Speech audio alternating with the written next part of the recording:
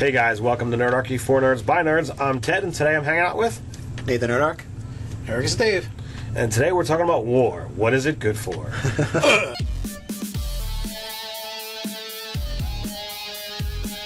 Drop down in the description below where you can sign up for Nerdarchy the newsletter, gain RPG tips as well as learn how to game with Nerdarchy. All right, now you brought this one up, talking about what does it take to set up a war.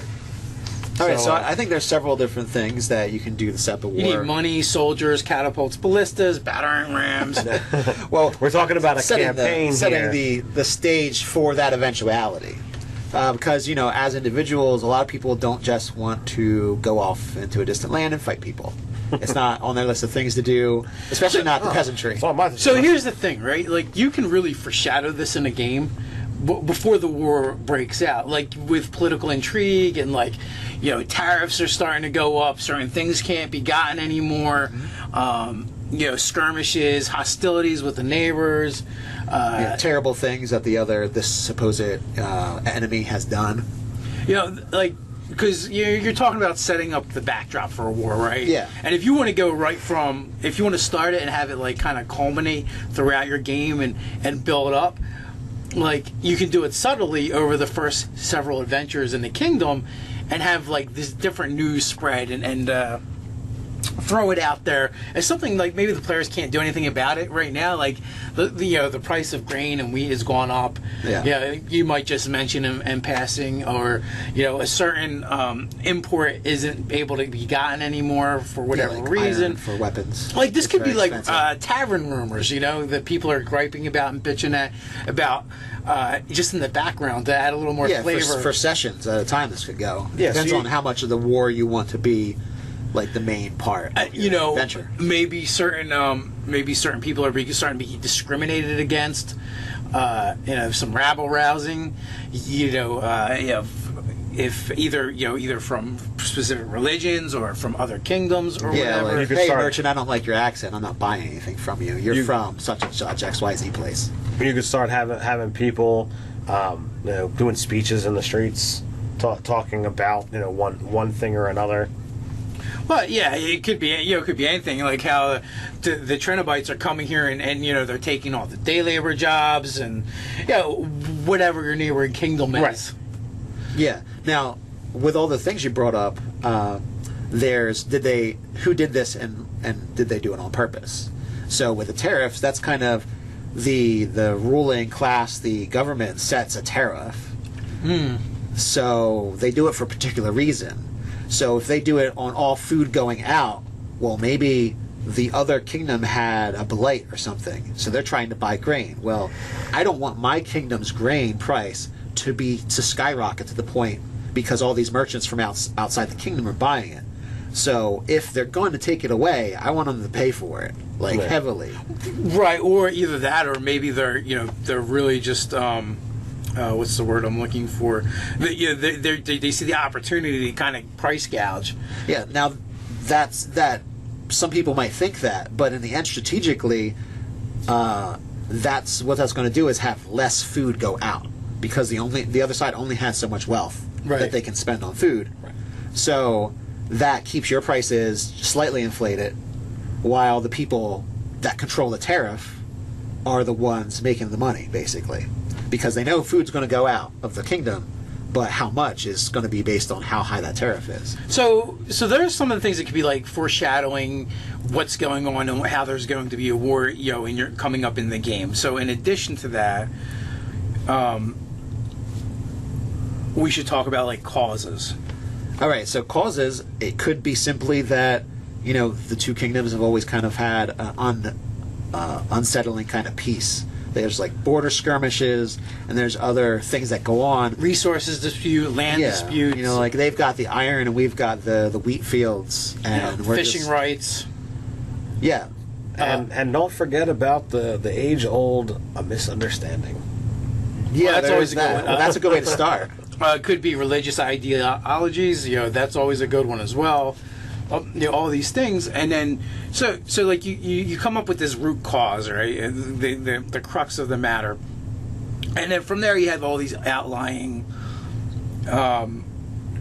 kind of like foreshadowing events that kind of happen. Like, say, if it's religious ideology, maybe down in the kingdom where you're from, there's religious persecution against the people from that other religion that come happen, and and it happens to be prevalent in the other kingdom, right?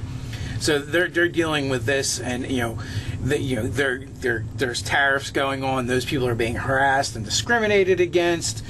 An escalation could be like skirmishes on the borders, and then all of a sudden now peasants and commoners are being conscripted. Yes.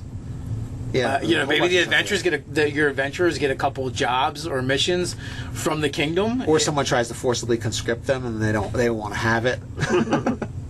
Or they're contacted by the other side. Yeah. Is like double agents or something. So these could all and this is all before a war has actually broken out. The war hasn't even happened yet. We're kind of like you were doing the slow churn. Yeah, because it takes a lot to mobilize. Unless you're super authoritarian and totalitarian, it takes a lot to mobilize people. Some big event has to happen, like maybe a village gets massacred, and it doesn't technically matter if the other side did it. It just has to be known that the other side did it. Yeah, they need a reason. They need an enemy. Yeah, it wasn't the orcs because we got rid of all their bodies. It was actually these guys. We found uniforms and everything. Yeah. So, they basically take a, never let a crisis go to waste mentality and, double down on the idea of we're going to control this rumor, who did it and why. And regardless of maybe it was the other side, they decided to punch first. And that could simply be because, there's some grain stores there. Totally, it could be legitimized that there's grain stores there, and they had to take the grain because the people are starving. So they came over, and then the peasants wouldn't have anything of it, so they killed a few people, and then there was just a mass craziness happening. So all this kind of like little convenience. Events. Yeah, and you hear about it. Maybe you hear about it that it was a massacre, or maybe you hear the one peasant that got out, and it was orcs. So you get like a sliver of information. Then you try to talk to that guy again, and he mysteriously has disappeared. All this kind of stuff can go on. So it depends on how layered you want to get it, and you kind of make it as layered as the players are interested. Right. If they start getting bogged down and like, oh god, I don't want another corner turn on this. What's going on here? I just want to fight some people. There's a certain point where there's too much of one thing for the type of game you guys are playing. Absolutely. Well, but that's true too, and like the other aspect of that is like, what if the party is just very mercenary? Like, they don't really care that much. Yeah. Orcs, the other kingdom, whatever. You got gold? All right, we'll go kill them. And you can still pepper all that stuff in, but you just kind of know that if you put too much time in it, it might be wasted effort to have the like intricacies happen. Well, yeah, it always comes down to just knowing your players. But again, a lot of it it doesn't actually require a lot of work on your part. Like, you could just write down a couple sentences and then, like, you kind of, like, feed it throughout your campaign. Say you're starting at level 1 and you want the war to happen around level 6. So in session 1, you might talk about a shortage or a tariff, or, this particular religious group is getting hassled by the population, and when you do that, too, it also sets up the players to start having a point of view and an opinion on these things, right? Yes. And it may not be popular with what your kingdom is doing. It may turn out that your players, they're kind of sympathetic towards that religion now because these people are just being hassled for really no reason, just because they believe something different. But this is just the build up to what's to come. Will they stay sympathetic as things transpire and escalate, or will they switch and get behind what the kingdom is doing? Because you talked about trying to mobilize a population to go to war. So what you're really talking about is propaganda, right? So there's got to be buy-in from the people. Yeah. There's got to be a propaganda machine in there. There's got to be a will from the people. So so the kingdom's got to do a bit of rabble rousing on their side to get them behind it. Even in what could truly be like a just war, you still gotta convince people that it's just, even if it is absolutely we're gonna go fight the orcs. Right. Well, you're gonna deal with horrible things, right? You're going to be dealing with horrible things, and you're going to need incentive to deal with them and keep dealing with them, because after a while, people just get sick and tired of. Yeah, they just one off into the woods. Yeah, they just want to go back to living their life. So Yeah. convincing them to do these horrible things. And let's face it, the people that usually really want the wars to happen and the ones that are going to profit from it, they're not the ones in the muck. Yeah, they're not the ones fighting. Yeah. Yeah, and it could. I was thinking about different groups. You could have this be a more pleasant orc settlement versus a human settlement, or you could have it be the humans and the elves, more like obviously goodly races, but there's an issue, or it could be a human kingdom and a human kingdom. But one of the things is you don't have to. What was I going to say? I've lost it. It's gone. It's gone. Oh, It look might at come Tolkien. back. Look at Tolkien. Look at the elves and the dwarves and the humans from Rivertown. The elves just kind of got pissy just because they were passing through their woods. So and once they learned that the dwarves had taken back their ancestral home, and so Smog was killed. Everyone showed up and they want reparations.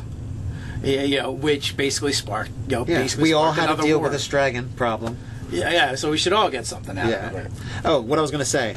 A lot of times, you think you have to have this big dichotomy between the two. You have this big difference of ideology, but in a lot of ways, you can have just the people that are most similar, that they can see a blaring difference to them. It's like the small difference is what they focus on because it's different. Like the blue holy symbol versus the red holy symbol. Yeah, or you think the God resides in the sun, but then there's a red flame group of this order that believes that you can speak to the God through any flame. So his radiance shines everywhere a light is present, rather than always present in the sun. So everything else is the same except that difference. Well, those people that talk to flames are sorcerers, and all this other kind of terrible stuff. People are always, be it in fiction or in real life, they're gonna dispute those differs's. Oh yeah, there's and some of it's going to escalate to war. It's going to push and it's going to push and it's going to push, and you're either going to be the kind of person that's like, okay, it's no big deal, and it stays that, or it's going to build, and a division happens.